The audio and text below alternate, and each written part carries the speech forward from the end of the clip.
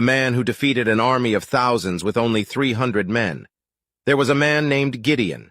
The people of Israel were going through a difficult time. Their enemies, the Midianites, were constantly raiding their crops and causing them great hardship.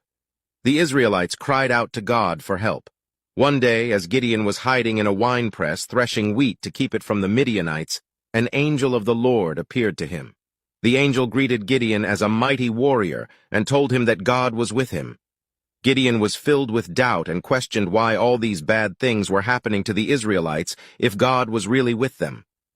But the angel reassured him, saying that God had chosen him to save Israel from the oppression of the Midianites. To confirm that this message was indeed from God, Gideon asked for a sign. He prepared an offering, and the angel consumed it with fire. This sign convinced Gideon that God was truly speaking to him. With renewed confidence, Gideon obeyed God's command to gather an army to fight against the Midianites. But here's the surprising part. God told Gideon to reduce his army from thousands to just 300 men. God wanted to show the Israelites that it was not their own strength or numbers that would bring them victory, but his power alone.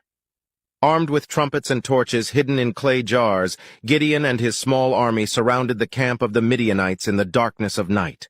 At Gideon's signal, they blew their trumpets, shattered their jars, and shouted with all their might, "A sword for the Lord and for Gideon!" The Midianites were thrown into confusion and started fighting each other. Gideon and his men pursued the fleeing Midianites and achieved a great victory.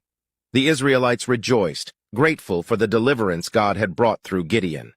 After the battle, the Israelites wanted to make Gideon their king, but he refused, recognizing that God alone should be their ruler. Gideon requested gold earrings from the spoils of war and used them to make an ephod, a sacred garment, which became a temptation and distraction for the people. Gideon's story teaches us that God can use ordinary people to accomplish extraordinary things. Despite his doubts and fears, Gideon trusted in God and experienced his power firsthand. He became a symbol of courage, faith, and leadership for the Israelites.